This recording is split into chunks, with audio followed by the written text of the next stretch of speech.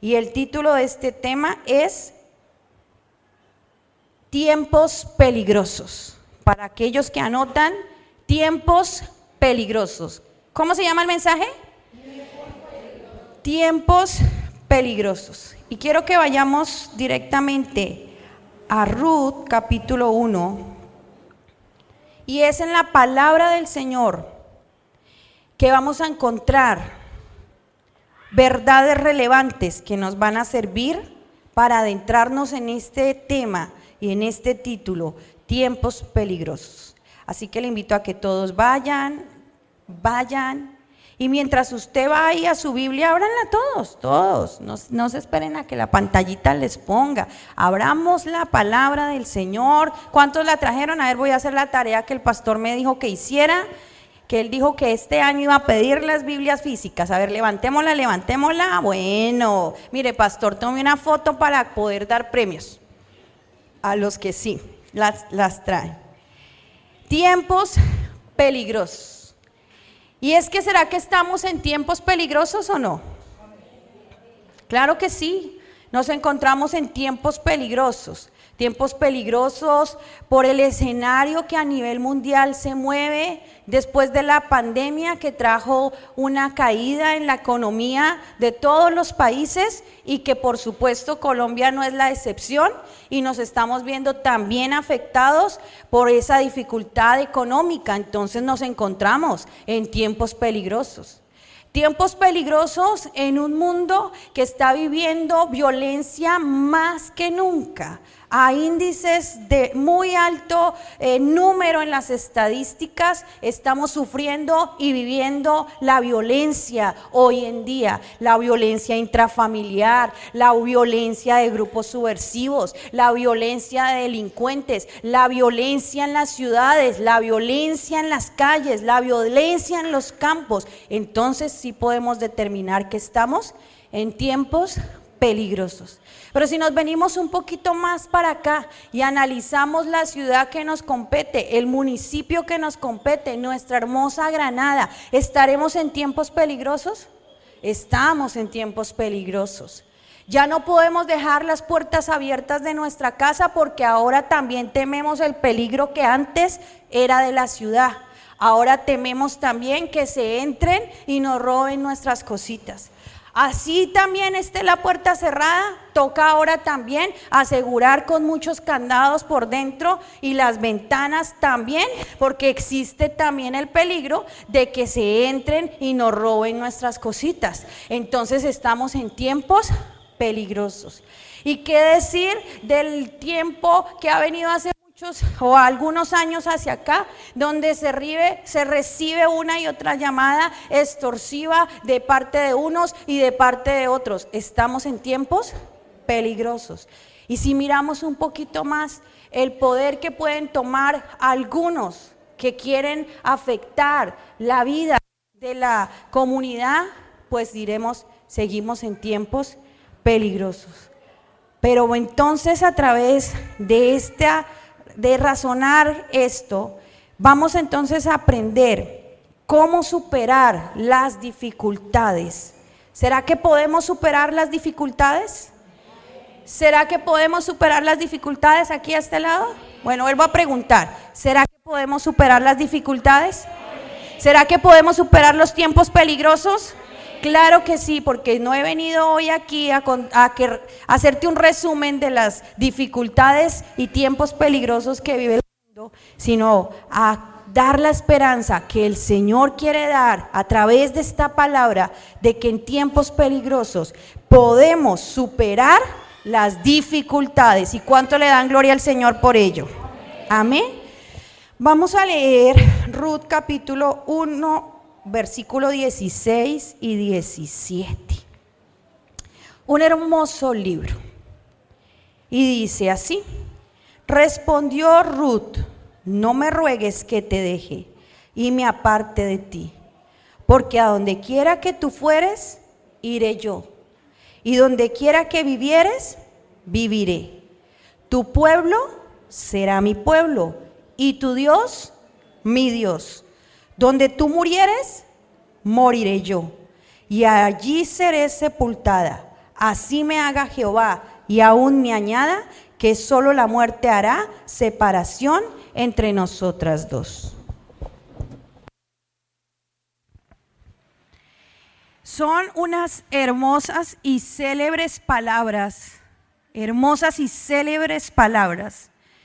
del libro de Ruth, conocido estas letras por todo el mundo, por lo elocuentes, pero por lo profundas que son cuando Ruth las manifestó.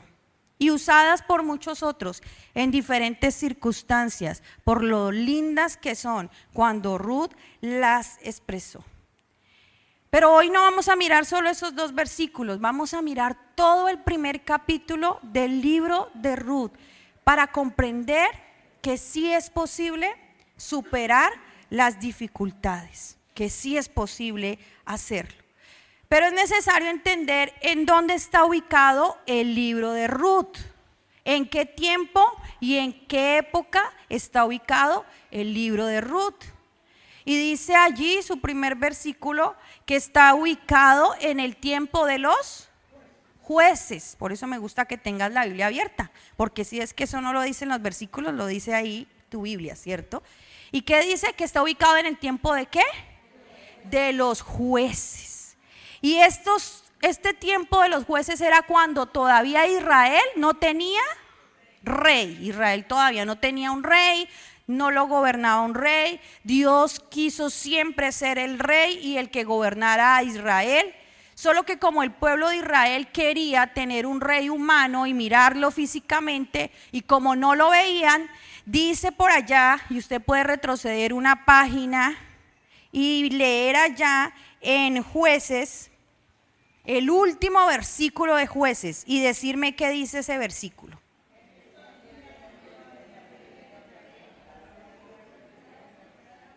¿Y todos hacían qué? Lo que bien les parecía. En ese tiempo está ubicado el libro de Ruth, donde todo el pueblo de Israel hacía lo que bien le parecía.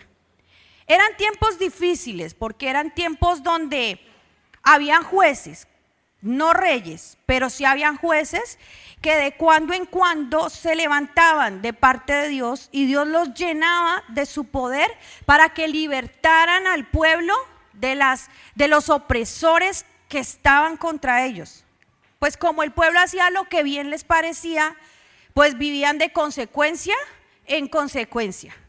El pueblo de Israel durante el tiempo de los jueces, que se llama también una época oscura que tuvo el pueblo de Israel, durante esa época oscura, pues como ellos hacían lo que bien les parecía, entonces vivían muchas opresiones. Ese mismo tiempo es el tiempo de Sansón. Él fue uno de los jueces que se levantó con el poder de Dios para poder ayudar a su pueblo, y así hubo muchos más. Se levantaban de cuando en cuando y vencían al enemigo para que el pueblo no fuera acabado ni destruido. Pero tristemente el pueblo seguía haciendo lo que bien le parecía. Entonces, a su vez, era un tiempo donde los gobiernos o los jueces que a veces se levantaban, pues no eran los mejores ni los más correctos. ¿Será que Sansón fue el mejor juez que tuvo el tiempo de los jueces? No. Es más, fue una vida triste la que tuvo como juez, fue un mal gobierno el que tuvo el pueblo de Israel cuando Sansón se levantó como juez, y así pasó en muchas ocasiones. Porque también los jueces querían a veces hacer no lo que Dios quería en ellos, sino lo que bien les parecía. Bueno, cualquier parecido con la realidad es pura coincidencia. Porque pues yo creo que todos los colombianos, y pues en realidad todos los seres humanos, hemos tenido que vivir diferentes tipos de gobierno, donde cada quien que gobierna hace lo que bien le parece. Entonces no vamos a hablar solo de este tiempo, sino vamos a hablar de los últimos tiempos y los últimos años que han cobijado a esta nación con diferentes gobiernos que han hecho lo que bien les ha parecido, y a veces han traído cosas buenas y a veces han traído cosas que no son tan buenas. Incluso estamos en un momento donde la sociedad está cansada y aburrida de eso. Y se ve por todo lado. Así era el tiempo de los jueces. Así se encontraba el pueblo de Israel en esos momentos. Y por causa de hacer lo que bien les parecía, estaban viviendo en el tiempo exacto del capítulo 1 de Ruth, estaban viviendo una fuerte hambruna en ese momento. Entonces ubiquémonos por favor todos en esa escena y pensemos, ¿en qué escena estamos? En el tiempo de los jueces, donde están viviendo una fuerte ¿qué? Hambruna. Y es allí exactamente en un hermoso pueblo llamado Belén, que yo creo que todos sabemos y hemos escuchado ese nombre, Belén. ¿Y por qué se caracteriza Belén? Porque ahí nació Jesucristo. Entonces todos hemos escuchado Belén. Pero esta historia de Ruth fue mucho tiempo antes de que naciera Jesús. Siglos antes de que naciera Jesús. Tiempo antes de que naciera Jesús. Y estamos allí ubicados entonces en Belén. Ya nos vamos de Israel, directamente caminemos hacia Belén, allá ese pueblo tan bonito. Y en Belén había una hermosa familia. Bueno, eran muchas las hermosas familias, pero en esta ocasión vamos a hablar de una en particular que el libro de Ruth nos quiere contar para que podamos aprender a través de esta historia. Y esa familia era la familia ¿de quién? De Elimelech, la familia de un hombre llamado Elimelech. ¿Y qué significa Elimelech? Pues ustedes de pronto han escuchado el significado de Elimelech. Dios es mi rey. Eso significa Elimelech. Y él tenía una esposa. ¿Cómo se llamaba la esposa? Mire cómo sabemos, si hemos aprendido. Noemí. Y Noemí significa dulce, ¿cierto? Noemí, dulce. Pero también tenía 2 hijitos. ¿Cómo se llamaban los hijos? Sí, creo que es la pronunciación más correcta de Malón, porque nosotros nos comemos la H, no la pronunciamos, entonces decimos Malón. Pero los israelitas sí, Malajón, algo así se pronunciaría. Maljón, algo así. Malón, ¿y cómo se llama el otro? Kelión. Y Maljón o Malón, como lo diríamos aquí al chipchombiano, Malón significa enfermizo. Imagínense ese nombre que le pusieron al hijo, enfermizo. Y Kelión, que es el otro hermano, el menor, significa debilucho. Yo digo que debilucho, débil, frágil, desgalamido, alguna cosa así. Eso más o menos representa y quiere decir. Como bonitos nombres para sus hijos. No es cierto que no, uno le busca nombres que signifiquen muchas cosas. Pero ¿por qué será que ellos le pusieron este nombre a sus hijos? Bueno, en el pueblo de Israel hay algo, y es que el ponerle el nombre a un hijo es muy importante también, pero tiene que marcarse lo que se está viviendo en el momento. Y así como se está viviendo la escena en el momento cuando nacen, así le colocaban a su hijo. Entonces pues podemos entender, estaban viviendo un tiempo de hambruna, un tiempo de enfermedad, un tiempo de estar debiluchos y desgalamidos. Entonces pues ellos necesariamente tenían que ponerle a su hijo así. O sea que podemos suponer que cuando nació Elimelech y nació Noemí, pues todo estaba bien, porque les pusieron Dios es mi rey, le pusieron dulce, pero cuando nacen los hijitos de este hogar, pues la cosa como que ya estaba color de hormiga, ¿no es cierto? Bueno, sigamos un poquito adentrándonos en esta historia. Y en esta primera parte podemos encontrar que Elimelech no fue fiel a su nombre. No fue fiel a su nombre. Porque Elimelech, junto con Noemí y junto con sus hijos, toma una decisión. Pero una decisión que muestra que él no fue fiel a su nombre, porque Dios no estaba reinando en su vida. Él estaba siendo fiel al tiempo de los jueces, hacía lo que bien le parecía. Y toman una decisión trascendental y delicada, y es dejar a Belén, que tiene un significado. Belén significa casa de pan. ¿Qué significa? Casa de pan. Es decir, que aunque había hambruna, se puede decir que en algún momento iba a volver a haber pan, porque esa ciudad o ese pueblo o ese municipio se llamaba casa de pan. Y ellos toman una fuerte decisión, y es salir de la casa de pan e irse para Moab, lejos del pueblo de Israel, lejos entonces del pueblo de Dios. Pues realmente está cerca del pueblo de Israel, pero no pertenece al pueblo de Israel. Así que ellos deciden irse de su pueblo, del pueblo de Dios, porque escucharon que en Moab no había llegado esa hambruna, porque Moab queda cerca y un poco cerca también de las aguas, entonces todavía ahí había alimento. Muy seguramente después también llegaría la hambruna a ese lugar. Pero ellos toman esta decisión porque hacían lo que bien les parecía y se van. A veces también pasa así en nuestras vidas. Solemos decir Dios es mi rey, pero hacer lo que bien nos parece. Decimos Dios es mi rey, Dios, yo soy cristiano, creo en Dios, pero mi vida la gobierno yo.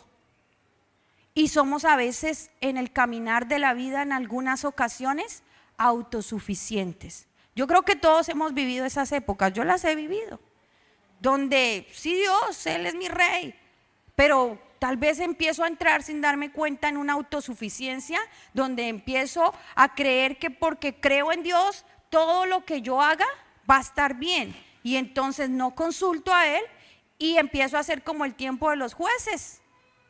Hago lo que bien me parece. Y esto pasó con esta familia. Cuando ellos van entonces a Moab, suceden cosas dolorosas como consecuencia de hacer lo que bien les pareció, de actuar en su humanidad y no en una vida espiritual. ¿Y qué sucede? En primer lugar, muere Elimelec, el esposo de Noemí. Queda viuda. Él no era muy viejo, porque el pasaje dice que cuando él muere, sus hijos entonces toman y como esposas a 2 mujeres moabitas, o sea que ellos estaban jovencitos, o sea que Elimelec todavía no era edad de que él falleciera, pero falleció allí como consecuencia de hacer lo que bien les pareció. Pero tristemente en la escena no solamente fallece Elimelec, sino que también fallecen juntos hijos de este hogar, Malón y Quelión. Qué triste. Dejaron allí viudas también a sus esposas. La esposa de Malón era Orfa y la esposa de Quelión era Ruth, porque así en ese mismo orden lo nombra la Biblia, ¿cierto? Nombra primero a Orfa y luego a Ruth.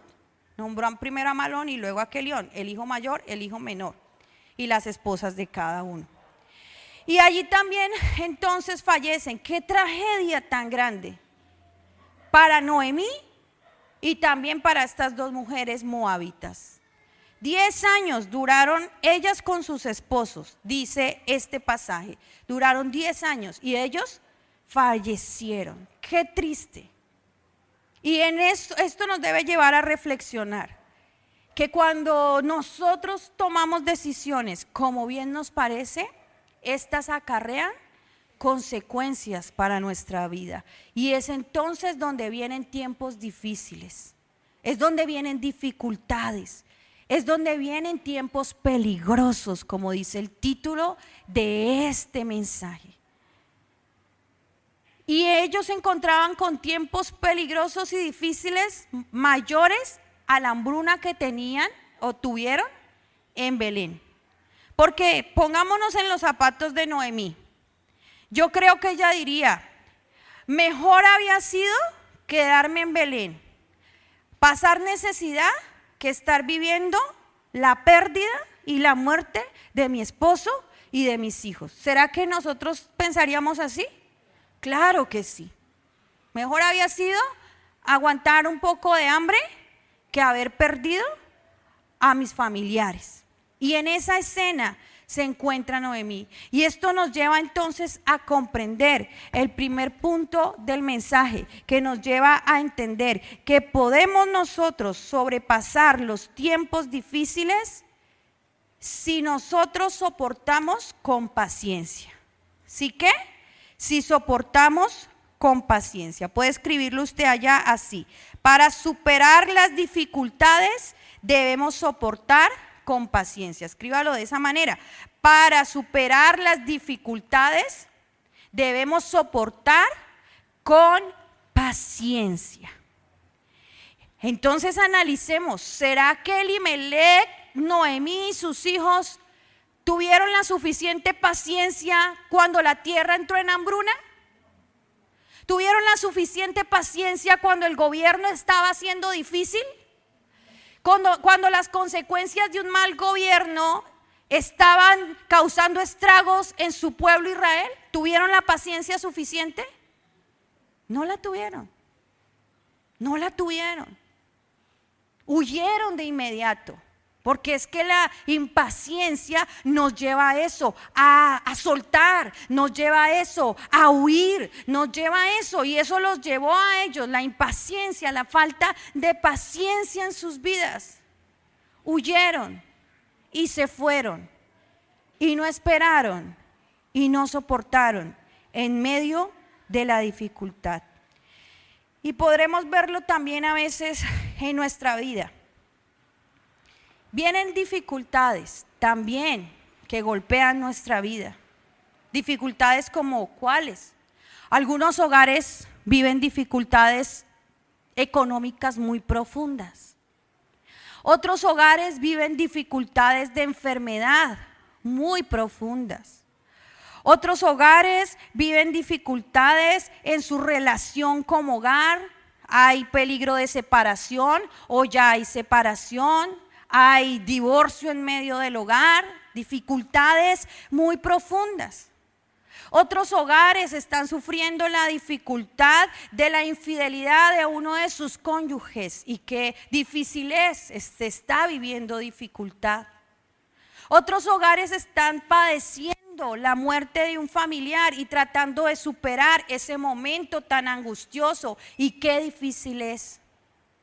Otros hogares, y si lo traemos más a colación a nuestros tiempos los que estamos viviendo, algunos hogares están sufriendo de la dificultad por las alzas en los precios de los alimentos.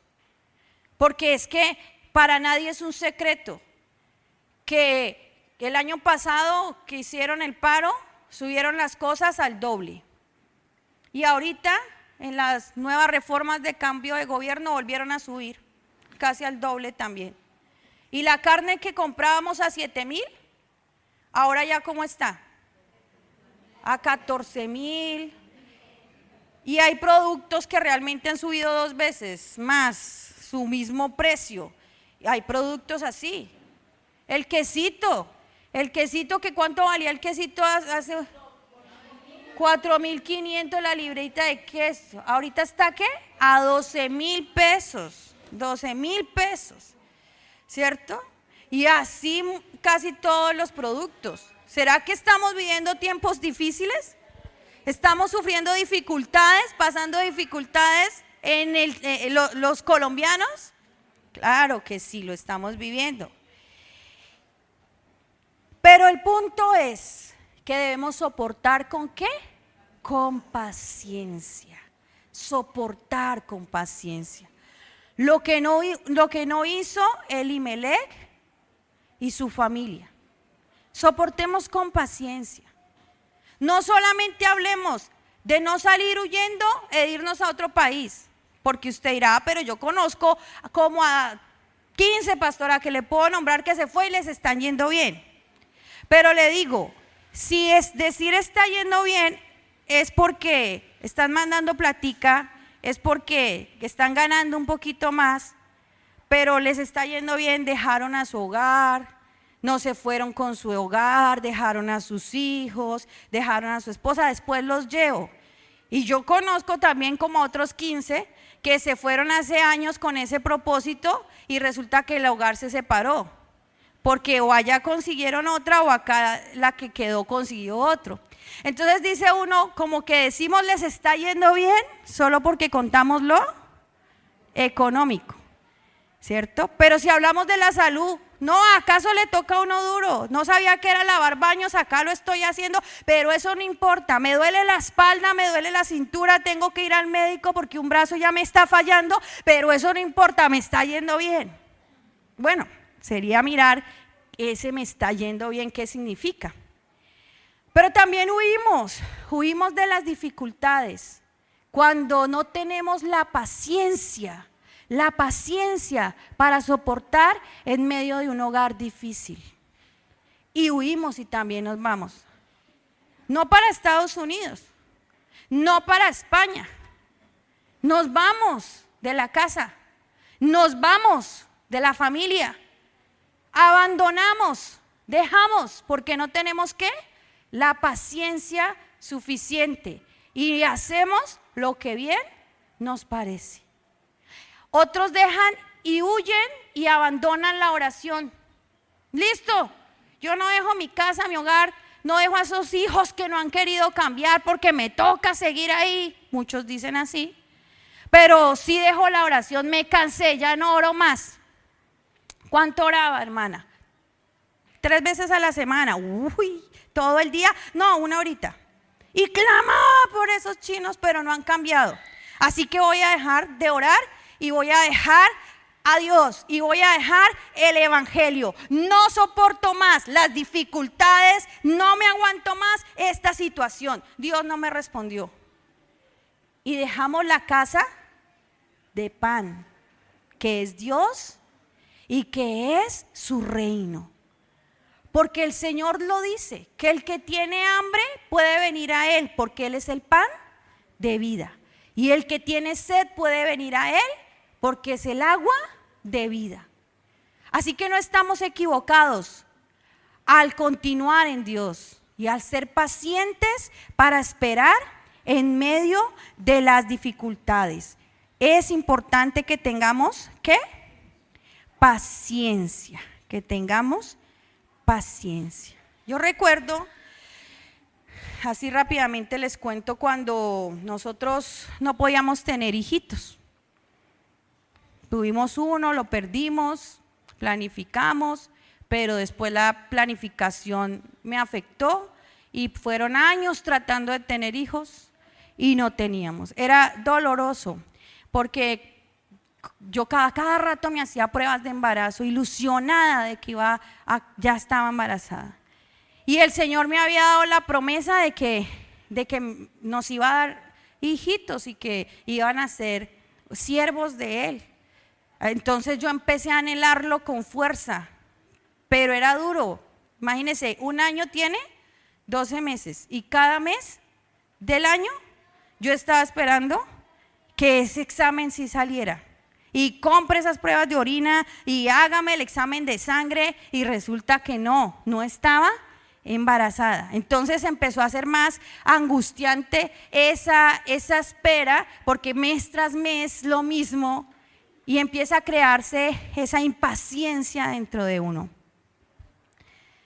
Pero gloria al Señor, un día decidimos, mi esposo es más tranquilo, más paciente tal vez en ese aspecto, entonces por eso hablo de mi parte. Decidí tener paciencia y esperar en el Señor. Y le dije, Señor, tú me prometiste hijos, si es tu voluntad dármelos, llegarán. Si no, pues también tendré que aprender a aceptar tu voluntad. Y descansé en el Señor. Y decidí tener paciencia. A los 6 meses de haber decidido eso? Cuando ya estaba con paz y esperando en el Señor cuál fuera su respuesta, sea que sí o fuera que no, entonces llega la gran noticia de que estaba embarazada. Se alegró conmigo medio mundo, digo yo, porque la iglesia donde yo estaba anhelaban que Liliana ya tuviera un hijo, que Harry y Liliana tuvieran un hijo. Me dijeron, póngale Casino. Un amigo de la alabanza, uy, por fin póngale Casino, porque, y resulta que no, yo dije, mejor le pongo Harry Esteban. Entonces nace Estevitan, y luego nace, gloria al Señor, nuestra hermosa princesa Valeria Jimena, los cuales alegran nuestro corazón, y el Señor cumplió su promesa. Son grandes siervos para el Señor, gloria a Dios por ello. Cuando aprendemos a tener paciencia es cuando aparece algo que se llama fe. La manera de ser pacientes es cuando tenemos fe. Fe en el Dios poderoso que tenemos como Rey de nuestra vida. Fe debía haber tenido Elimelec y Noemí en el Dios que para sus tiempos pasados podían tener y recordar, que hizo incluso que lloviera maná del cielo para darle al pueblo de Israel cuando estaba pasando por Egipto, antes de estar en Belén. Fe en el Dios que abrió el mar rojo en dos. Esa fe les hubiera llevado a ser pacientes. Esa fe les hubiera llevado a soportar con paciencia la dificultad. Esa fe de no desviar la mirada del Dios poderoso y ponerla en las circunstancias les hubiera llevado a poder ser pacientes. Y esa misma fe es la que nos puede llevar a nosotros a ser pacientes en medio de la dificultad.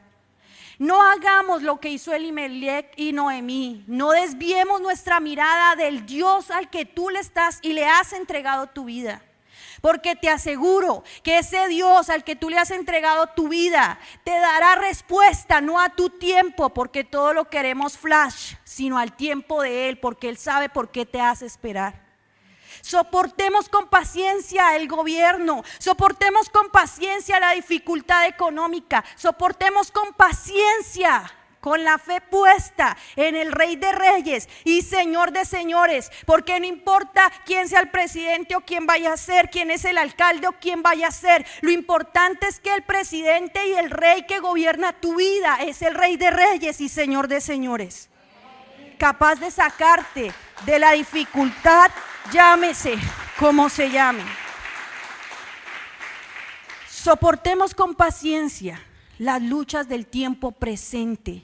Soportémoslas con fe, con la mirada puesta en nuestro Dios, y no la desvíes hacia las circunstancias, porque entonces huiremos y haremos lo que bien nos parezca, y tengamos presente que eso trae grandes y difíciles consecuencias que ninguno queremos para nuestra vida. Es mejor soportar en la casa de pan, que un día volverá la bendición. Amén. Pero vamos rápidamente al segundo punto. Para superar las dificultades debemos enfrentar con firmeza. ¿Debemos qué? Enfrentar con firmeza. Y esto lo vemos en los versículos del 6 al 15, pero no los vamos a leer, yo te los relato. Resulta que estamos en esa escena. Noemí perdió a su esposo, Noemí perdió a sus hijos y se quedó con sus dos nueras. Noemí entra en una profunda amargura, obviamente por la situación, por la desesperanza en su corazón, porque le faltaba fe, no tenía su mirada puesta en Dios, pero también por lo difícil que esa situación puede ser y golpearnos a cualquiera. Porque cualquiera que viviéramos eso, también de pronto entraríamos en una profunda amargura. Solo el Señor que nos podría sacar de ella. Así que no juzguemos tan duramente a Noemí, porque en este momento de la escena, Noemí está sufriendo la pérdida y el dolor de sus familiares. Se quedó solita. solita, digamos, de esposo e hijos, porque tenía a sus dos nueras y a Dios sobre todo, que siempre estaba dispuesto a ayudarle. En esta cena sucede algo, y es que Noemí escucha que en Belén nuevamente hay pan, que Dios visitó nuevamente a Israel y que ya se había acabado la hambruna y estaba volviendo a haber alimento en Belén. Noemí escucha eso y decide volver. La verdad, no porque tuviera la fe de que tuviera nuevamente riquezas y demás, sino su amargura era tan grande que ella dijo: yo vuelvo a mi tierra, ¿ya qué hago aquí? Perdí mi esposo, perdí mis hijos, allá algo comeré, pero así, amargada y triste como estoy, pues me devuelvo a mi tierra. Su deber era devolverse con sus dos nueras, porque cuando las nueras llegan a ser parte de la casa de Elimelec, ya le pertenecen a ellos, no como esclavos, sino por amor, hacen parte ya de esa familia. Ellas debían irse con Noemí. Así que así fue, emprendieron el viaje hacia Belén. Pero Noemí, como iba con su profunda amargura, dijo y pensó, y les dijo a sus nueras: Orfa, Ruth, devuélvanse para su casa, para la casa de su madre. Devuélvanse para su tierra. No me sigan. Yo estoy amargada. ¿Qué les espera conmigo? Mire la situación. ¿Qué puedo darles? ¿Qué les puedo ofrecer? Yo no les puedo ofrecer nada. Vaya, devuélvanse para esa tierra pagana. Pues digo parafraseado, ¿no? Porque lo estoy contando en mis palabras, lo que la Biblia dice. Error de Noemí. Viene y se presenta la misma tentación que Elimelec y Noemí vivieron en el momento de dificultad, de hambruna. Es la misma tentación que ella viene y le presenta a sus nueras.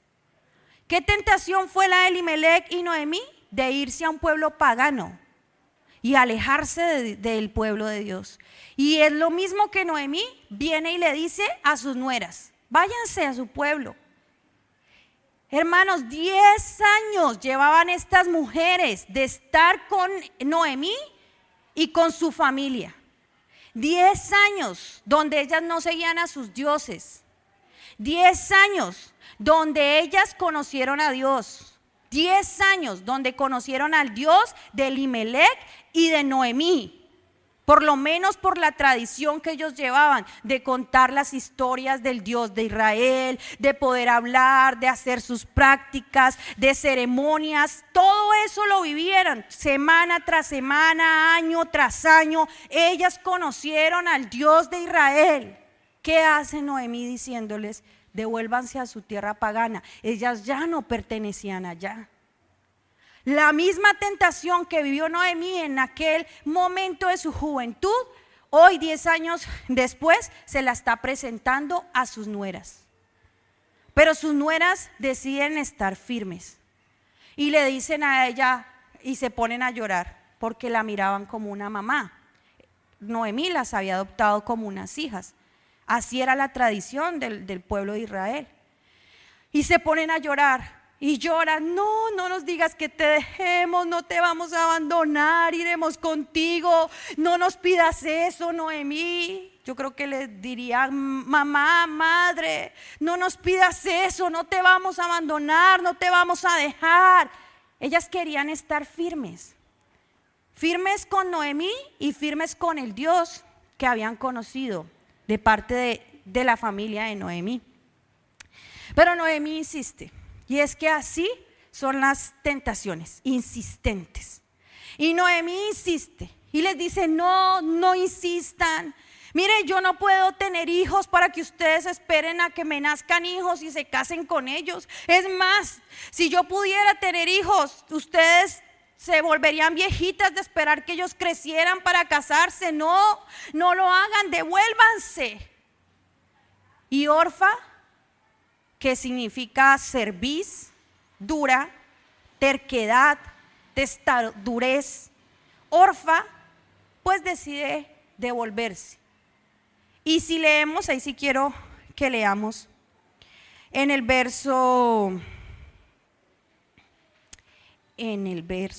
12, no, en el verso 15. El verso 15 dice, y Noemí dijo, he aquí tu cuñada se ha vuelto ¿a qué? A su pueblo, ¿y a qué? Y a sus dioses. Vuélvete tú tras ella. Noemí sabía lo que les estaba diciendo. Lo que pasa es que tampoco fue que lo haya hecho de mala. Su amargura no le dejaba ver nada. La amargura llena tanto el alma y tanto la vida de las personas que la persona deja de importarle los que están a su alrededor. Así que Noemí le dice a Ruth, vete tú, mira, Orfa se fue para su familia y para sus dioses. Vuélvete tú y haz lo mismo. Pasémoslo a nuestra vida, mis amados hermanos. En medio de las dificultades siempre va a haber tentación. Tentación que ataca una y otra vez porque nos alejemos del Dios de Israel. Tentación que nos ataca una y otra vez porque seamos desobedientes a Él, porque no hagamos su voluntad, porque seamos rebeldes, porque nos apartemos y nos vayamos a otros dioses. Pero es en medio de la dificultad que nosotros debemos enfrentarla con firmeza y decir no, y decirle no a la tentación de alejarnos. Sí, puede que llegue la amargura a golpear tu vida, pero no le permitas que la amargura entre. Y si te ha tocado, supérala. Mantente firme en Dios que ha sido bueno contigo. No lo dejes, no lo abandones. Decide ser firme, no te vayas a otros dioses. No te devuelvas al mundo, no te devuelvas a lo que no es de Dios. Sigue con Cristo, camina con Él, no te apartes de Él, no vuelvas atrás. Y esto me hace recordar la historia de la canción No vuelvo atrás. ¿Cuántos conocen esa canción? No vuelvo atrás. Y esta canción cuenta, y voy a tomar agüita porque de pronto canto un poquito y listo. Esta canción, esta historia de cómo se creó esta canción, habla de que unos misioneros hace muchísimos años fueron a predicar a la India. Allá, a esa región, fueron a predicar y resulta que allá lograron que una familia se convirtiera, iniciando su viaje misionero. Y esta familia escuchó hablar del Señor a estos misioneros y se enamoraron profundamente de Dios. Con pasión, con seguridad, con convicción del Dios de Israel, pero también del Dios de todo el mundo, que entregó a su Hijo para salvación de todos. Así que entregaron su vida, la entregaron, dispuestos a que en un pueblo pagano, en un país pagano, en un sector pagano que adora a otros dioses, ellos dijeron: vamos a adorar al Dios poderoso, verdadero y único, Jehová de los ejércitos. Y lo decidieron. Pero cuando supo el resto de la comunidad, se pusieron furiosos. Hicieron escándalo, se contaron unos a otros, no lo podían creer, eso les trajo indignación. Así que vinieron y llamaron a la familia y le dijeron al hombre de la familia, le dijeron: usted niega a ese Dios, usted se aparta de su nueva fe, usted vuelve atrás o lo matamos a usted y a su familia. Y este hombre empezó a cantar esta canción que él empezó a componer cuando se convirtió al Señor, en medio del peligro que había de que vinieran a reclamarle. Y entonces él comenzó a cantar esta canción que dice: he decidido seguir a Cristo, he decidido seguir a Cristo, he decidido seguir a Cristo. No vuelvo atrás, no vuelvo a... Y él empezó a cantar eso a sus perseguidores, al que gobernaba la aldea, que estaba ahí listo a matarlo, frenteándolo. Pero mientras que ese jefe de aldea lo frenteaba, este hombre solo respondía cantando esa parte de la canción. Así que este hombre que estaba allí atacándolo sintió profunda rabia que le hubiera contestado así, y sacó y mató a sus 2 hijos en su cara. Y le dijo: ahora sí, niégase Dios, ahora sí, vuelve atrás, ahora sí, resiste, no resistas más. Y es cuando entonces él, con dolor por sus hijos, pero sabiendo que ellos se habían ido para la eternidad con Cristo, dice una segunda parte de esta canción que dice: aunque me dejen, yo sigo a Cristo. Todos conmigo. Aunque me dejen, yo sigo a Cristo. Aunque me dejen, yo sigo a Cristo. No vuelvo atrás, no vuelvo a... Y se refería a que aunque lo dejaran sus familiares, y aunque se fueran y no volvieran más, él no iba a apartarse de Cristo ni a volver atrás. Así que entonces este hombre mata a la esposa y le dice: niega a tu Dios, retírate de esa nueva fe, apártate, vuelve atrás. Y es cuando él entonces levanta su voz y dice la siguiente estrofa, que dice: la cruz está ante mí, el mundo atrás quedó. La cruz está ante mí, el mundo atrás quedó.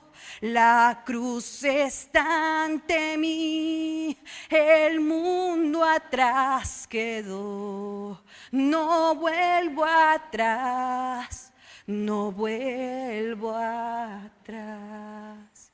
El jefe de la aldea, y esta es una historia cierta, de ahí nació esta canción, lo mató. Pero le marcó tanto haber escuchado la firmeza de este hombre, que estaba decidido a no volver atrás, a pesar de ver a sus hijos muertos y a su esposa también, y de la persecución que podía llevar en adelante, que se convirtió a Dios y le dijo a toda su aldea: vamos a seguir al Dios de este hombre, porque si él murió por ese Dios es porque vale la pena. Y toda la aldea se convirtió. Gloria al Señor por eso, amados. Y quiero decirles, la palabra del Señor dice en Santiago: dichoso el que resiste la tentación, porque al salir aprobado recibirá la corona de vida que Dios ha prometido a quienes lo aman. Mi hermano, vale la pena seguir a Cristo. Hermana, vale la pena seguir a Cristo. No vuelva atrás por más difíciles que sean las circunstancias que toquen tu vida. Por favor, no volvamos atrás, seamos firmes, permanezcámonos firmes en el Señor, seguros en que tendremos una vida eterna si soportamos con paciencia la dificultad y no nos vamos atrás ni al mundo, que el mundo ofrece de tentaciones y deleites. Por favor, no volvamos atrás, mantengámonos firmes en el Señor y pensemos: si Cristo por su amor dio su vida, padeció siendo hombre humillaciones y escarnio, padeció dolor, sufrió como ser humano, porque él era Dios, pero dejó su divinidad allá y fue 100% hombre, y se dolió como tú la muerte de su primo Juan el Bautista, como tú te dueles cuando muere un familiar. Él no es ajeno a tu dolor. Si él padeció como tú estás padeciendo sufrimientos o los has padecido alguna vez, Incluso sufrió en su cuerpo y sufrió en su carne y entregó su vida en una cruz hasta derramar la última gota de sangre, que dicen es una de las muertes más dolorosas, ir perdiendo poco a poco la sangre, y lo hizo por amor a ti. ¿Será que no vale la pena que nosotros también soportemos firmes en medio de las dificultades de la vida para superarlas? Yo creo que sí vale la pena. Yo creo que sí. Por un momento, y no hemos finalizado, quiero que cierres tus ojos. Y ahí con tus ojitos cerrados, solo tú y Jesús que está frente a ti, el Espíritu Santo que está en ti y el Padre que te ve. Piensa, ¿estás decidido a seguir a Cristo a pesar de las dificultades? ¿Estás decidido a no volver atrás? ¿Estás decidida a continuar? La cruz está ante ti, hermano y hermana. El mundo está atrás. Decide no volver atrás. Y para finalizar, el último punto, para superar las dificultades debemos permanecer en fidelidad. ¿Debemos qué? Permanecer en fidelidad. Entonces la historia finaliza contando que Ruth dice estas hermosas palabras que leímos en un inicio. Y Ruth mira a Noemí cuando le dice, Orfa se fue a su pueblo y a sus dioses nuevamente después de 10 años, volvió atrás. Haz tú lo mismo. Y Ruth le dice, no me ruegues que te deje y me aparte de ti, porque a donde quiera que tú fueres, iré yo, y donde quiera que vivieres, viviré yo. Tu pueblo será mi pueblo, y tu Dios, mi Dios. Donde tú murieres, moriré yo, y allí seré sepultada. Así me haga Jehová, y aún me añada, que solo la muerte hará separación entre nosotras dos. Qué lindo, le dice Ruth esto. Y cuando yo lo leía hace muchos años, la primera vez, y veía que ella decía, tu Dios era mi Dios, yo decía, uy, no, qué peligro, qué tal, Noemí se hubiera ido tras otro Dios y ella diciéndole eso. Pero estudiando el texto, comprendí que Ruth le dijo esto a Noemí, es porque ella sabía quién era el Dios de Noemí. Es porque ella sabía quién era ese precioso y poderoso Dios, y sabía que si se iba para la casa de pan, que si se iba para Belén y para Israel, iba para donde ese Dios. Así que ella sabía lo que estaba diciendo. Cuando le dijo, tu Dios era mi Dios, le estaba diciendo, decidí entregar mi vida al Dios que Kelión me enseñó. Algo bueno hizo Kelión, el debilucho. Algo bueno hizo. Le mostró a Ruth el Dios de ellos. Y Ruth se enamoró de ese Dios. Y le dijo, no me digas que te deje, porque allá en esa ciudad, allá en ese pueblo es donde yo quiero morir. Allá, ese es el Dios al que yo quiero seguir. No te dejo y no me devuelvo. Y la siguió. Ruth, a diferencia de Orfa, mostró fidelidad. Mostró firmeza como el punto anterior, pero también mostró ¿qué? Fidelidad. Pero no solamente fidelidad a Dios. Ruth mostró fidelidad a Noemí. Qué lindo. ¿Sabe qué significa Ruth? Amigable, leal. Ruth fue leal a su suegra, a la suegra que la tuvo por 10 años y la amó como a una hija. A la suegra que se fue, sí, a un pueblo, a otro, pero con la esperanza de progresar y no progresó. Pero allá estuvo y estuvo con ella, y Ruth entonces decidió ser fiel y leal también a su suegra y no desampararla en los momentos de dificultad. Tuvo misericordia como Dios tiene de nosotros misericordia, y no la dejó sola sin hijos, se convirtió en su hija, en su amada hija, porque dice, y sigue diciendo el texto, que entonces Noemí, cuando vio que era una decisión total de Ruth no devolverse, al decirle donde tú mueras moriré yo. Entonces Noemí se fue con Ruth y entraron nuevamente a Belén. Y dice que la gente se sorprendió y decían, uy, ¿no es esta Noemí que significa dulce, no? Y Noemí le dijo, no me llamen dulce, no me digan Noemí, llámenme Mara, que significa amargura, porque estoy amargada por lo que Dios ha hecho en mí. Ella creía pues que todo lo había provocado Dios, realmente fue las consecuencias de sus errores. Y finaliza este capítulo diciendo, entraron allí, era el tiempo de la siega de la cosecha, y allí vivieron ellas dos. Qué lindo, Ruth fue fiel a su suegra, que le mostró a Dios de una o de otra manera, al Dios verdadero. Del mismo modo, nosotros también debemos ser fieles a Dios y fieles a los que nos han enseñado el evangelio. Honrarlos y amarlos. Aquellos que nos han mostrado la verdad, aquellas personas que Dios ha utilizado para llevarnos a su camino, aquellos que son y hacen las veces de padres o madres espirituales para nosotros y nos llevan el evangelio a nuestro corazón. Debemos honrarles y ser fieles. También a nuestros padres humanos y físicos que han dado todo por ayudarnos, aunque sean cristianos o no lo sean. No te digo sigue todo lo que ellos hacen en sus tradiciones, pero ámalos, respétalos, sé fiel a ellos. Ahorita, dentro de pronto, en unas semanas, recibí hace poco esa invitación. Y es que se le va a hacer un homenaje y una honra a uno de nuestros hermosos padres espirituales que nos enseñaron la palabra y sobre todo la sana doctrina, la doctrina que seguimos, la doctrina del Señor.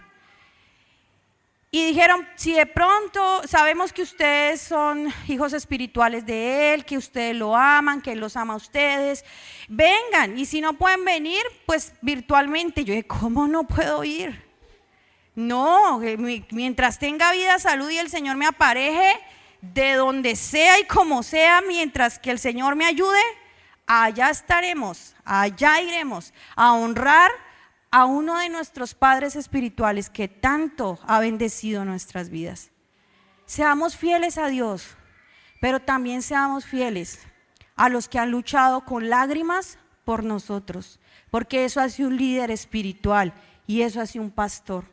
Tal vez no estamos contigo en tu casa en todo momento que sufres soledad, angustia o enfermedad, pero te aseguro que si hemos estado aquí, en esta iglesia y en nuestra casa, nosotros y los líderes de esta iglesia y muchas de las personas cristianas de esta iglesia hemos estado de rodillas orando y llorando por ti, por tus dificultades, por tus luchas, por tu vida. Así que como Ruth, seamos fieles a Dios, pero también a los que luchan por nuestra alma. Amén.